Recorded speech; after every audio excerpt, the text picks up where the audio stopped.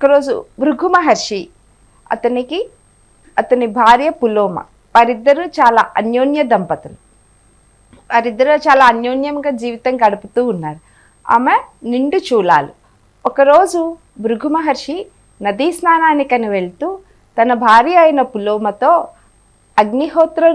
అగ్నిగృహంలో ఉన్నటువంటి అగ్నిని అన్నిటినీ చక్కగా చూస్తూ ఉండు అని చెప్పి ఆయన స్నానానికి వెళ్ళారు.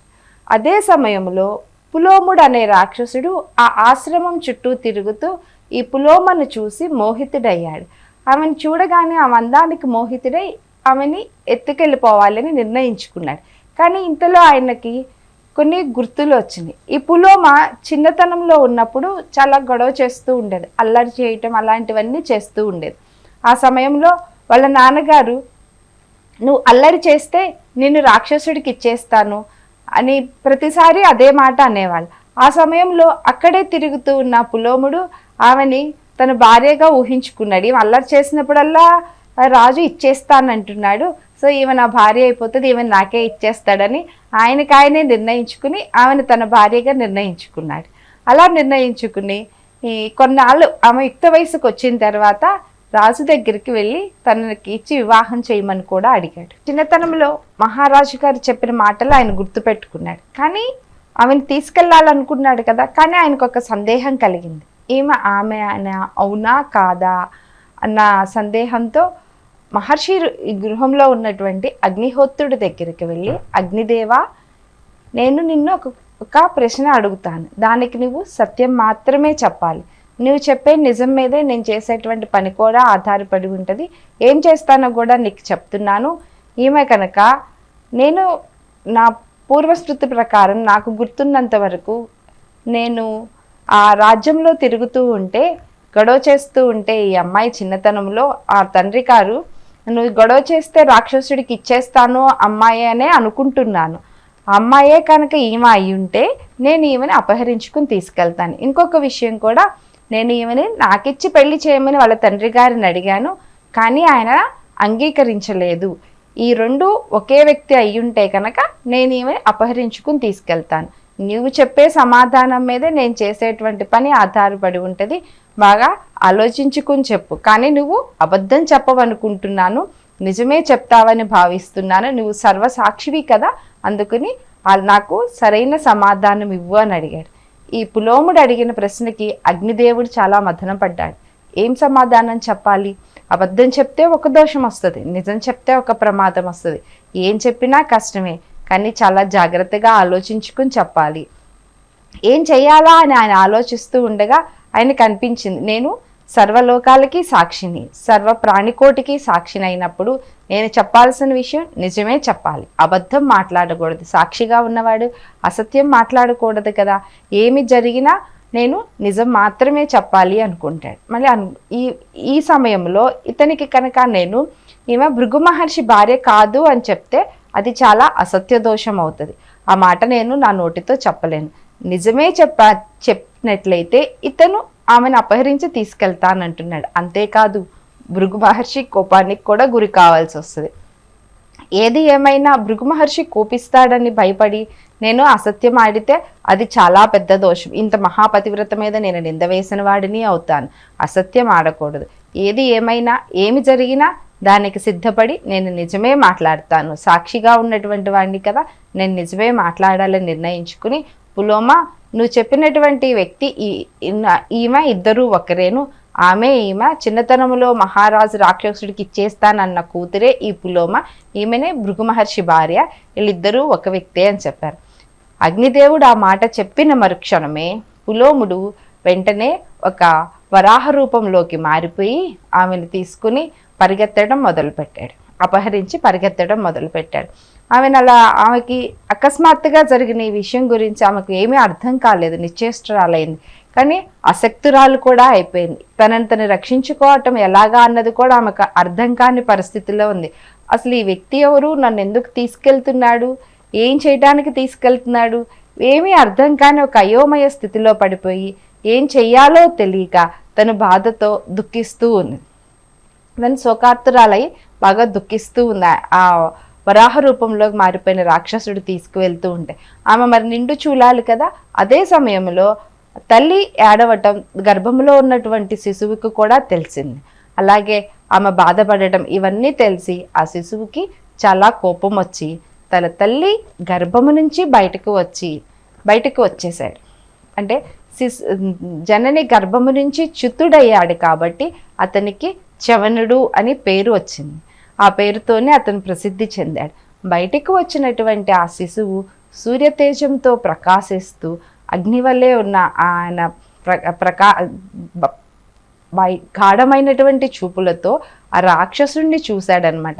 ప్రళయ తాండవం లాంటి చూపులతో ఆ రాక్షసుడిని చూసేటప్పటికి అతడు భస్మమైపోయాడు. ఎందుకంటే ఈ బిడ్డ అమ్మ తల్లి గర్భంలో ఉన్నప్పటి నుంచి యోగ సంపన్నుడు తపోయోగ సంపన్నుడు. తల్లి తండ్రి ఇద్దరు తపోదీక్షలో ఉండి తన గర్భంలో ఉన్నా కూడా వారు అదే తపోదీక్షతో ఉండటంతో ఆ శక్తి ఆ శిశువుకు కూడా సంక్రమించి అతను యోగ సంపన్నుడే అంత శక్తితో బయటకు వచ్చాడు.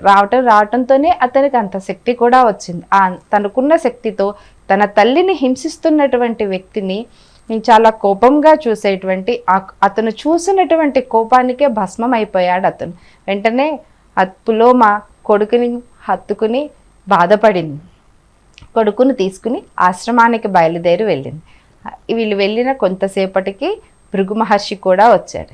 ఆమె దుఃఖిస్తూ ఉండడం చూసి ఏమైంది అంటే జరిగిన విషయం మొత్తం చెప్పింది. కొడుకును కూడా అప్పగించి నేను ఇంత క్లిష్ట పరిస్థితిలో ఉంటే నా కొడుకు నన్ను రక్షించాడని తన కొడుకు యొక్క తపశక్తి గురించి కూడా తండ్రికి చెప్పింది. కొడుకు శక్తికి సంతోషించాడు. కానీ భార్య ప్రమాదంలో పడింది. ఇంతటి ప్రమాదం రావటానికి కారణం ఏమిటని ఆయన ఆలోచించి అసలు ఆ రాక్షసుడు ఎవరు, నీ గురించి ఆ రాక్షసుడికి ఎవరు చెప్పారు అని అంటే పులోమ చెప్పింది. ఇంట్లో ఉన్నటువంటి అగ్నిహోత్రుడి దగ్గరికి వచ్చి అతను అగ్నిదేవుడిని అడిగాడు. అగ్నిదేవుడే చెప్పాడు. నేను ఎవరు అనేటువంటి మాట అతను అడిగితే అగ్నిదేవుడే చెప్పాడు. ఇంత జరగడానికి కారణం ఈ అగ్నిదేవుడే అని చెప్పింది. ఆ మాటలు వినేటప్పటికీ భృగు మహర్షికి చాలా కోపం వచ్చింది. అంటే నా భార్యకు కష్టం కలగటానికి ఒక రాక్షసుడు నా భార్యను అపహరించి తీసుకెళ్ళడానికి అగ్నిదేవుడే కారణమయ్యాడా, ఈ అగ్నిదేవుడు అలా ఎందుకు చేశాడు అని ఆయనకి చాలా కోపం వచ్చి అగ్నిదేవుడిని పిలిచి, అగ్నిదేవ నువ్వు చేసిన పని వల్ల నాకు చాలా కష్టం జరిగింది. నా కొడుకు నా భార్యను రక్షించాడు కాబట్టి సరిపోయింది. అదే ఆ పని చేయలేకపోయింటే నా భార్య ఎంత కష్టాలు పడేదో కదా. ఇంతటి కష్టానికి కారణమైనటువంటి నిన్ను సర్వభక్షకుడి వైపు అని శపిస్తున్నాను అన్నాడు.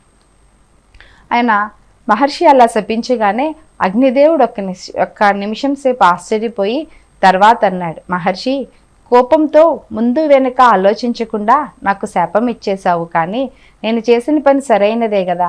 నేను ఈ సమస్త ప్రాణికోటికి సమస్త లోకాలకి సాక్షిభూతంగా ఉన్నటువంటి వాడిని.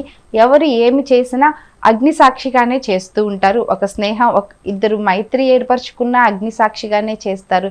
ఒక వివాహం జరిగినా అగ్ని సాక్షిగానే, ఏ క్రతువు జరిగినా నా సాక్షిగానే జరుగుతుంది. ఈ లోకంలో అన్ని లోకాలలో జరిగేటువంటి కార్యక్రమాలకి నేనే సాక్షిభూతుడిని. అటువంటి సాక్షిభూతుడైనటువంటి నన్ను ఒక వ్యక్తి వచ్చి దాని గురించి నాకు తెలిసిన విషయం గురించి నిజం చెప్పమని అడిగినప్పుడు నేను నిజం చెప్పకుండా అసత్యం ఎలా చెప్తాను? సత్యం మాత్రమే చెప్పగలుగుతాను కదా. అసత్యం ఆడి రౌరవ నరకాల్లోకి నేను వెళ్ళలేను కదా. అది అసలు న్యాయం కూడా కాదు. చూసిన విషయాన్ని చూసినట్టు చెప్పడమే సాక్షి యొక్క ధర్మం కదా. నేను ఏ తప్పు చేశాను? నా ధర్మాన్ని నేను సక్రమంగా నిర్వర్తించాను. నేను చెప్పిన మాట వల్ల పులోమకి ఇబ్బంది కలిగింది, నేను కాదనను. కానీ అవతల వ్యక్తి నన్ను అడిగినప్పుడు నేను సాక్షిగా ఉండి నిజం మాత్రమే మాట్లాడాలి కదా, అబద్ధం మాట్లాడకూడదు కదా. ఏమి జరిగిందో జరిగిన విషయాన్ని జరిగినట్లు ఉన్నది ఉన్నట్లుగా చెప్పటమే సాక్షి చేయవలసిన పని కదా. నేను అదే కదా చేశాను. మరి నేను చేసిన పనిని మంచిదే కదా, నాకు నువ్వెందుకు శిక్ష వేసావు, నన్ను నువ్వెందుకు శపించావు అని అడిగాడు. అని మరలా అంటాడు, మహర్షి నేను కూడా నిన్ను తిరిగి శపించగలను, అంతటి శక్తి నాకుంది. కానీ మీ మహర్షులందరూ లోక కళ్యాణం కోసమే తపస్సులు చేస్తూ ఉంటారు. లోక కళ్యాణార్థమే మీ పనులన్నీ ఉంటాయి. ఆ విషయాన్ని నాకు తెలుసు. అందువల్లనే మిమ్మల్ని గౌరవించి నేను తిరిగి మీకు శాపం ఇవ్వట్లేదు. నేను తిరిగి మీకు శాపం ఇస్తే నేను ఇచ్చిన శాపం వల్ల లోకానికి ఏదన్నా అపవాదు రావచ్చు. అటువంటి పాపానికి నేను ఉడిగెట్టలేను, మీకులాగా నేను కోపోద్రిక్తుడు అవ్వలేను, తొందరపడి కోపం తెచ్చుకోలేను. మీ మీద ఉన్న గౌరవంతో మీకు నేను శాపం ఇవ్వట్లేదు. కానీ మీరిచ్చిన శాపం వల్ల అయితే లోకానికి అనర్థం జరుగుతుంది అని బాధపడ్డాడు. ఇంకా చెప్తాడు, నేను దేవతలకి యజ్ఞ యాగాది క్రతువులకి నేనే సాక్షిని.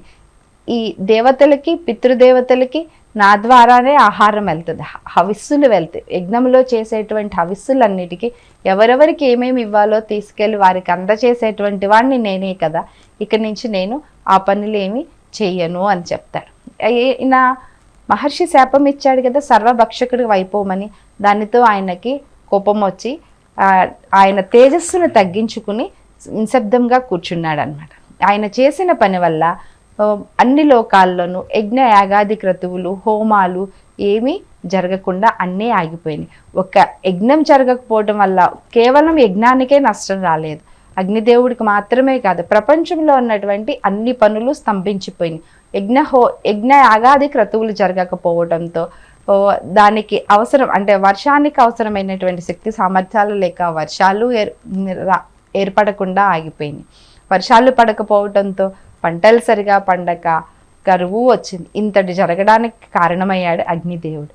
ఇంకా వెంటనే మహర్షులు దేవతలందరూ బ్రహ్మదేవుడి దగ్గరికి వెళ్ళి జరిగిన విషయం అంతా చెప్పి అగ్నిదేవుడిని ఒప్పించి తనని తన పనులు చేసుకునేటట్లు చేయండి, ఆయన అలిగి కూర్చోవటం వల్ల అతని కోపం వల్ల చాలా నష్టం జరుగుతుంది, జీవకోటికి అనర్థం సంభవిస్తుంది, కరువు కాటకం ఏర్పడే పరిస్థితికి వచ్చింది, ఆ పరిస్థితి నుంచి రక్షించమని అందరూ వేడుకొన్నారు బ్రహ్మదేవుని.